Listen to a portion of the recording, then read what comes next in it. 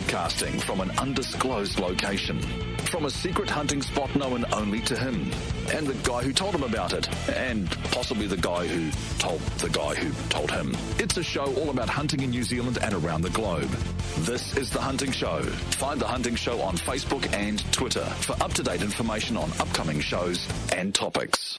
Welcome back to this week of The Hunting Show, and thank you for tuning in once again. Our listener audience is getting bigger week on week, and that's fantastic. I put a link up to last week's podcast, that was Hunting with Disabilities, on the New Zealand Hunting and Shooting Forum. And thank you so much to those of you who sent me photos, comments, emailed me saying that it was truly inspirational listening to Troy and what he gets up to.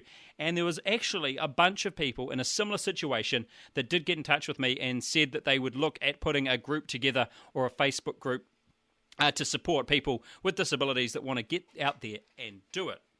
Through the week, I also put a demonstration of what deer see. And this was a study that was commissioned or reposted by outdoorlife.com. And basically, they were saying that deer can see shades of blue. Now, we wear shades of blue so that we contrast with the environment that we're in. And I suppose, clearly we do it for safety reasons. And there's also blaze orange. But safety must be our first concern. Please have a look on our Facebook page. That's www.facebook.com/The Hunting Show, or go to our website and link through to our Facebook page. Find that article, and it was posted just a few days ago, and if you're listening to this in archive, I'm sure you'll find it. And tell me what you think. Read the article, give me some feedback. Most of you just kind of said, oh, well, no more blue blaze for me. I'm not sure. These guys, the researchers, were from the University of Georgia, and they definitely gave some very valid points. And they did post a video, hopefully, that shows, well, they think that shows how deer see colours. So have a look at that and let me know what you think. Speaking of hunter safety, I have on the line for today's interview Michael Scott, co-founder of the Hunter Safety Lab. How are you, Michael? Well, thanks, Stephen. And you prefer to Mike or Michael? Either or, whatever comes to mind. All right, I'll call you Mike for now. Mike, tell us a little bit about yourself. I've been a hunter for about 10 years, so a little bit more, and actually came into hunting from a background, sort of been a tramper in the outdoors pretty much all my life, and done quite a bit of climbing and mountaineering and things, and also have a background in industrial design and product design. And that potentially leads us to the product that you've developed. It did, yeah. I was out with a couple of mates probably about 4 or 5 years ago during the Raw, and there's three of us, and I sort of ended up in one of those situations where you're feeling a bit nervous about, they disappeared off and there's a stag roaring and it's moving nearby, and I couldn't actually see the other two guys, and I was just thinking, this is a bit dodgy. And you don't really, they're all sensible guys, you trust them and everything, but still, you kind of hear about these accidents, and at that time, as I was kind of cowering behind a tree, I thought it would be quite cool if you could do something so that your gun could warn you it was accidentally aimed at your mate, and give you some sort of warning, and that was kind of the start of it. Yeah. And from there, developing a product must be an exciting process.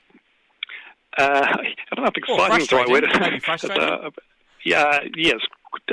Long, difficult, and challenging, but I guess exciting too. And we did actually go through quite a variety of technologies looking, and there's been things, hunter safety type technology proposals and suggestions right throughout the last 30 years, and you can read about them in patent records and things, but none of them have really been particularly practical, and we tried a lot of stuff. We started using a radio frequency system and looked at everything and kind of looked at what was causing the accidents, what ranges they were happening at, who they were happening to, and why, and eventually came up with the system that we've got now, the Iris system, which is completely unique and really simple. It doesn't require any sort of change in behaviour for the hunters. They just use it and just forget about it. And can you tell us a little bit about how the system works? Yep, it's there's a small sensor that mounts on the side of the scope, or it can actually go on a shotgun barrel too, and it basically gives you a warning if you mistakenly target someone wearing the iris detectable gear while you're hunting, and that gear was supplying a vest and a cap, but it's got a special type of reflective tape on it, and sort of an ex-military technology. They call it glint tape in the military, but it reflects infrared light. But it's totally passive, so it doesn't require any power or anything. It's a bit like if you're wearing a vest when you're riding a bike at night to be seen, it's a similar sort of principle to that, and that the more you have on, and the more visible it is from all directions, the more chance there is of you being picked up. So it's certainly not about replacing the rules of safe hunting or anything, or changing the way you hunt, but it's just an extra safety tool. Now, one of the things that came to mind when I was reading about your product online, and unfortunately I haven't had a chance to sample it yet or give it a go, and I know that off-air we talked about me remedying that, but one of the things, I always use an example. I was out hunting with my mate Steve, so it was Steve and Steve out hunting, and I had an animal in my sights, and the issue I had with that was I had no idea whether he was directly on the other side of that animal. I knew he wasn't next to me. It turned out he was behind me where he should have been, but I didn't fire. I stopped at that point and didn't fire because I had no idea where. Yeah. How would it work in that situation?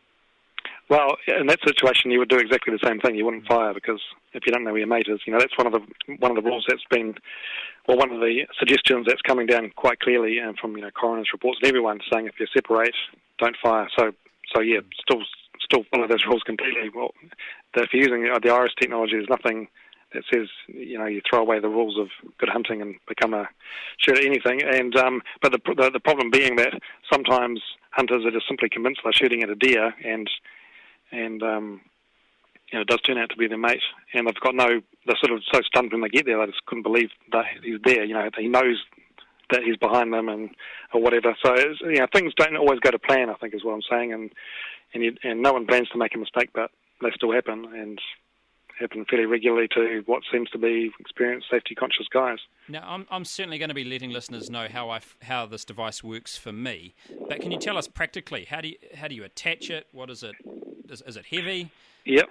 It's a 1-inch diameter tube, and it fits one AA battery inside it.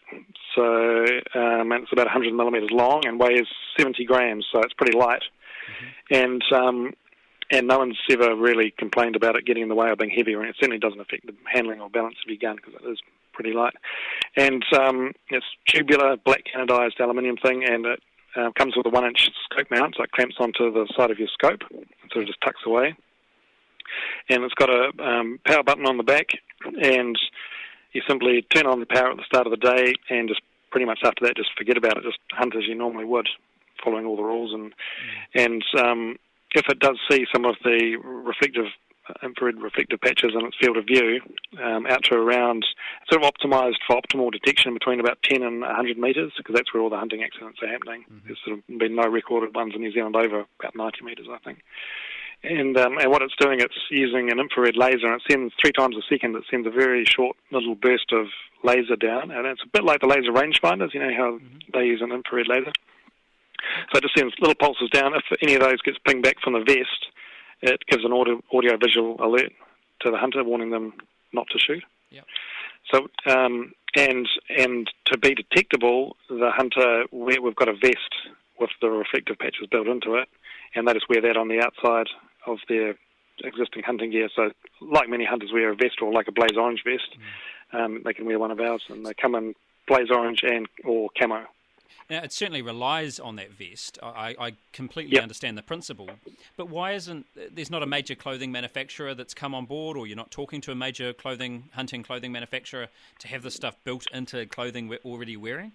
We have talked to some, and we're sort of in active conversations with a few, and it's certainly something that's on the cards. It's just at the moment, when the system's new, we just want to get it out there and get people using it with the simplest kind of viable proposition, and that's the vest, because the good thing about a vest is that, unlike a fancy, like your Gore-Tex jacket or something, what happens when it's not raining or you're too hot and you want to take it off, then what do you do? So a vest is good because it always goes over the top, and it's fairly light, and it's got a few pockets in it, and it's relatively basic. So we don't necessarily want them to get into our strategy isn't to do that clothing ourselves, but we're certainly interested in talking to clothing manufacturers about licensing that material in there. And there's a couple of guys from New Zealand clothing manufacturers I know listen to my show, because a couple of them email me when their product is mentioned, so maybe they could, maybe they if they want to get in touch, that'd be cool. Now, one thing what about the bottom half? Am I going to get shot in the leg? it's relatively unlikely. Most people tend to be shot in the upper torso or head area, and that's just because that's what's most visible. Mm-hmm. So being shot in the leg is probably fatal, but it's but if you wanted to, we have got accessory stickers so you could put some on your trousers if you wanted to. So that's always an option. But generally, it's just it's kind of just seeing what's practical and what's easiest, and the torso area and your head is a good place to start. And you do have hats, I saw on your website. Yeah, we do have some caps. Yep, and they've got the reflective film built in behind the mesh, and the detection range varies a little bit because on your head it's sort of sloping in funny directions, and so it depends what angle it's looking at. But on the side and the front, it's up to 75 metres or something, and the average hunting accident distance is very short. It's only about 35 metres. So. Yeah. So before you alluded to the fact this is adding to hunter safety opposed to making hunters complacent, because that's something that I wondered. Is this sort of thing? Are people going to come to rely on it, and then when it's not there? Yeah, people. We've heard that, and that's fairly common sort of concern that some people raise. But what we say to that, well, do hunters? Could you say the same thing about blaze blue or blaze orange? If you went out with your hunting party and wearing blaze blue, do you become complacent because you're relying on seeing blaze blue or the absence of it when deciding whether to shoot? And in a similar vein, I guess the safety catch on your gun, do you rely on that as a substitute for good muzzle control, or do you rely on your smoke alarm or your seatbelt? All those things that kind of extend to all safety equipment. And I think one way to look at it is to become reliant on something. It needs to actually be reinforcing some sort of behaviour. So if you went out in the bush every weekend, and every weekend you mistook someone for a deer, but your iris alert went off and warned you, then perhaps you would start to rely on it because it always did what it's supposed to do. But in actual fact, because seldom, if ever, will that go off for real, hopefully, it's not reinforcing that sort of reliance. So no, we don't think that's actually a valid concern. So you're advocating hunters' safety in general? Yes, totally. Yeah, so we support everything that's being done now, all the messages, everything. We have clothing that contrasts with the environment, follow all the rules. Certainly doesn't replace any of that. It's just an additional tool because we know that there's quite interesting unconscious psychological factors that can cause people to make seemingly inexplicable mistakes. And I suppose what appealed to me about this is I've always had it in the back of my mind, what if? And I consider myself a safe hunter. I consider myself someone that puts a lot of thought into their target, or I make sure I identify my target, particularly with this job. I certainly don't want to end up in that position. No. And yet it still appealed to me. I said, it's one more thing that's going to potentially save a life and potentially save the life of one of my best mates. Yeah, and the impact of shooting your best friend or a family member is just horrific. And your point of that you consider yourself a really safe hunter, that's one of the real ironic things, is that many of the people having the accidents are just like you and I, who consider ourselves safe and have shot many deer and kind of think, I always identify the target, I'm always safe. The rest of the community probably holds us up as being safety paradigms of safety, and yet still make mistakes. And that was well reflected recently. That guy down in Southland, Wayne Edgerton, who was a hunter safety advocate, and also a chap up in Rotorua recently, or a year or so ago, shot and killed his best friend. And he was a paramedic and an outdoor safety consultant, and worked for the Mountain Safety Council, and hunted for 17 years, all that sort of stuff, and wasn't excited. Had a freezer full of meat, and yet accidentally killed his mate. So that's a bit of a scary thing. It's you kind of wonder if it can happen to those people. What is it? Why is it happening to them? Can it happen to me? Well, like the judge stated, I think it was with the Rotorua case, that there's been people that have given up hunting over that case. Yeah, well, that's right, and he's received cards from numerous people, sort of offering sympathy and saying, "I nearly did that myself, or I did do it," and the more you kind of hear about it, the more close call stories that you do get to hear about. And it's not people being reckless or crazy, it's people who genuinely thought they were targeting a deer, and turns out they weren't, and because they're safety conscious and know the rules, you have to actually ask yourself, how much control do you actually have over whether you have an accident or not? Because if you know the rules and you're following, good behaviour, following the rules, then if that's the case, then it wouldn't be happening to these experienced guys. That's kind of the point. It's even crossed my mind, what if one of my mates, who I I'm fairly certain wouldn't shoot me on purpose. But what if one of my mates actually shot me? How devastating would that be for my family, but for their family and their lives and their... It's just that it's been racking over in my brain, particularly leading up to this interview. Yeah, well, I mean, that's the thing. That's what happens, and that's what motivates us to do what we do, really, because we know it's happening to people who are not bad guys. You know, there's no kind of willful negligence or anything like that. They're shooting a deer just the same as the way they shot the last 50. Yeah. Nothing tangibly different, and it's quite interesting because particularly after the accident, they're held, to account for it, and public and hunter outrage. Why didn't you identify the target? It's outrageous. You killed this person. Look at what you did. But it's quite interesting because we're kind of judging them on the outcome of what happened. So we're saying, but they didn't actually know the outcome was going to occur when they did it. So you kind of have to think, well, they were a safety-conscious, reasonable guy, and the shot must have seemed reasonable to them at the time. And if you put it in that construct, you kind of think, well, that's all I do too. A shot seems reasonable to me whenever I take it. And it's just sometimes, it goes wrong. That's a hard thing to say. I was listening to what you were saying then. I'm thinking, I've always considered, these young guys that shot the teacher in the Poiora forest there, these aren't the guys we're talking about. We're talking about guys that are out hunting responsibly with their mates. Yep. And I think the public don't discern or see the difference between the two. But you and I have just, as we've just talked about, these aren't guys that are doing anything reckless outside of not identifying their target. Yeah, that's right, and you kind of have to ask yourself, is the hunter negligent if they accidentally shoot someone, but they genuinely thought they've been targeting a deer? Because they're charged with careless use and all that stuff. If you genuinely thought you were targeting a deer, what more can you do than that? And that's sometimes what actually happens. It's hard to understand, but there is some quite well understood science on psychology of vision and perception and all these things, and it's why it's well understood in other industries like aviation and medicine and things. It just hasn't really been that well applied to the hunting scene, but that's kind of where we step in and just say some accidents are, it's slightly controversial perhaps, some accidents are beyond the conscious control of the hunter to prevent, and therefore having an objective thing on the side of your gun that just beeps and flashes at you if you do make that mistake can be of benefit in some instances. And we're certainly not saying it's going to stop all accidents, because some of them are caused by just careless use and people just being silly, but other ones are caused by people who thought they were doing their best to be careful. Yep. Has it saved a life?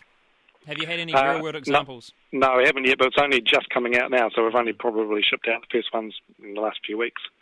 Yep. So it'd be hard. It'd be great to get some feedback for saying to someone, wow, because even if it just prevented one accident, it's done its job. Maybe it can't prevent all, but if it just even saved one of those lives, that would all make it worth it. And we'd love to hear about that. One thing I was very impressed with was the price. And this isn't a commercial interview, so I'm not trying to sell it to anybody. But I was expecting when I went onto the website to see something, that was $1,200 or $1,300 for some reason. That was the price point that my brain had told me I was looking for. Yeah. You should have talked to us earlier. Yeah. Oh well, no, I'm just saying. So you've got it down to. So can you tell us about the price point that you've got to and what it comes with? Yeah. Well, we're offering it in New Zealand, so it's around $400 retail price, including GST, and that includes the laser sensor, the 1-inch scope mount, and a detectable vest, and a set of additional patches you can put on your backpack. And our sale price overseas is going to be a bit higher than that. We're trying to make it affordable for the local market. And one of our reasonings, we're hunters ourselves, and product designers, we just want to get the product out there and people using it because we think it can make a real difference, and making it affordable is a good place to start. And it was quite demanding, quite expensive, sophisticated technology. It's kind of like you think when laser rangefinders came in, how much they were priced at. It's equivalent to that, I'd say. But we just want to get it out and get people using it, really. So. And you've won some awards, I see. We have had a bit of recognition, so it's very, very nice. Tell us. Yeah, we were finalists in the New Zealand Heartache Awards for it, and we received a special commendation at the recent Workplace Health and Safety Awards, which was a little bit left field, but there is commercial hunting going on, and anything we can do to make things safer. And it's also interesting in this time of tightening health and safety laws and around the outdoor activities, then it becomes more relevant. Now, being a hunter yourself, I've got to ask you the one question that listeners get really angry if I don't. Tell us about your hunting and a great story that you have about something that's happened to you. Okay, well, probably one of... Let me think. Well, on a trip, a trip in the South Island during the Roar up in the Lake Angeles area, Nelson Lakes National Park, hunting with some friends, and it was right near the beginning of my hunting career, and we could hear deer roaring. It was during the Roar, but we hadn't got on to any. And my friend Dave shot a young yearling as we were heading down through a basin in the beech forest, and we just boned it out, packed it up, and we were walking down, and suddenly this big stag just kind of stood up in front of me, and it was and I just had a bit of a Mexican standoff. I was quite astounded. It had these huge antlers, and I was sort of eyeballing it, and it was standing behind a log, and I couldn't get a clear shot at it because I couldn't see all of it, and there was a big log in the way. But I didn't really quite know what to do, so I let out a rather feeble roar, which tended to scare the thing off, and it turned tail and raced off a bit. So I ran after it until I could get a clear shot, and then it stopped, did the old classic turn around, look back about 50 metres away, and so I shot it through the boilerplate, or the works, and down it dropped. And it was I put in the excitement, I put a second round into it just to make sure it wasn't going to get up. Dave chastised me a lot about it at the time, but in subsequent years, I've been actually standing over a stag that I was shot, both of us standing over it, and I was going to put a second round in, and Dave's going, no, and I actually got up and ran off, which was a little bit off. But they're not a good kill. It's amazing, actually. Warning, eh? Yeah, well, it seemed, we thought it was. I thought I shot it straight through the chest this time, and it was down. Yep. And we actually walked right up to it and was standing over it, and I thought it was in its death throes, and I was going to put another round in it, and Dave was encouraging me not to, saying, it's just on its way out. And then it leapt to its feet and charged off. Yep. It was quite impressive, actually, how resilient they are at times. Now, if people want to find out more about your product, where can they go? The best place to go would be our website, which is huntersafetylab.com or .co.nz. Mm-hmm. And there's information there, and they're very welcome if they're interested to just give me a call. We're pretty open. We're just down in Wellington. A call or an email. We'd like to hear from people. But the website's probably the first port of call. And they can come and see you at the TAR show down there in Christchurch, August 2nd and 3rd. And if you're listening to this in archive, that may have already been. And also the Taupo Seeker Show, September 28th. Yeah, we'll be at the Seeker Show for sure. Yep. Yeah, looking forward to that. And is your product available in retail stores yet? It is actually, yes. We're calling shops now and trying to get them to place some orders, and we're doing well. We're getting some good interest. So, but if people are interested, I'd suggest they go into their local shop and ask for a demo. And then if they don't have it, they'll hopefully ring us and we can send some demo stuff down to them. Absolutely. Now, I do have a product suggestion for you. Yep. And you may think I'm stupid, but that's okay. I reckon that you need to get a dog vest for it. Oh, no, you're not the first person to say that. Yep. There's some people who say you can replace your wife, but you can't replace a good hunting dog. It's very rather sexist. But certainly, well, I know because I know hunting dogs do already have, there is vests available for them, the kind of high-vis ones, and it would be not that difficult to put on some other reflective material on it. So if anyone makes dog vests, then they should get in touch. Yeah, well, I'll wait to see one on your website, and I'll ring you up for my commission, eh? Yeah, okay. Okay, well, look, remember that website, www.huntersafetylab.com, and I see you've got Facebook as well. We're just trying to boost up the activity on that. But we'd love people to like us on Facebook. That'd be very good. Now, if you're listening to this on the podcast, all you need to do is scroll down. If you're listening on Blog Talk Radio, and you'll see a link. iHeartRadio, just open what looks like a CD opening drawer button. There'll be a link in there to the website. And if you are on iTunes, of course, just to flick it sideways, I think it is, and you'll find the link there. So we'll put all those links up for you. Thank you so much. You've been a very informative interview, and I really do look forward to trying these out. And look, in a couple of weeks' time, listeners, I'm going to let you know my feedback, let you know how I found it, how it attached, what it felt like, what the product was like, and you guys, you're pretty confident in it because you're sending me one to give it a go, and I can be pretty rough. No, they're tough. They can take it. Okay, well, thank you very much. And how about we look at chatting again in a little while time, just because I know you only launched the product, find out how it's going, and whether there's been any of those real-world examples of your product or the iris working. Yeah, well, hopefully, well, would be good, although at the same time it wouldn't be not good, because, we don't want people having those. It's one of those things. You build rescue equipment hoping to never have to rescue someone. I suppose this is exactly the same. You're hoping that maybe one of these things never sights in someone, but chances are that it will at some point, and I'd really like to hear about how that goes and maybe even talk to the person that it saved.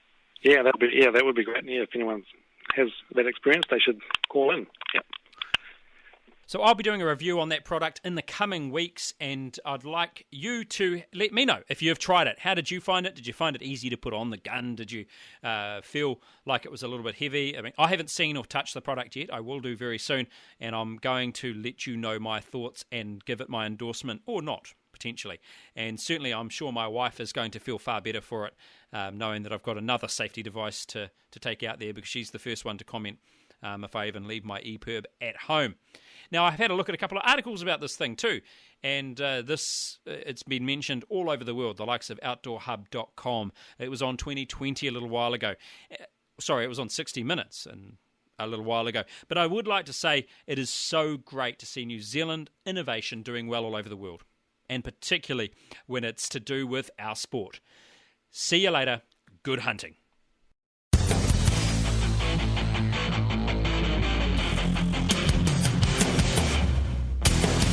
Broadcasting from an undisclosed location, from a secret hunting spot known only to him, and the guy who told him about it, and possibly the guy who told him. It's a show all about hunting in New Zealand and around the globe. This is The Hunting Show. Find The Hunting Show on Facebook and Twitter for up-to-date information on upcoming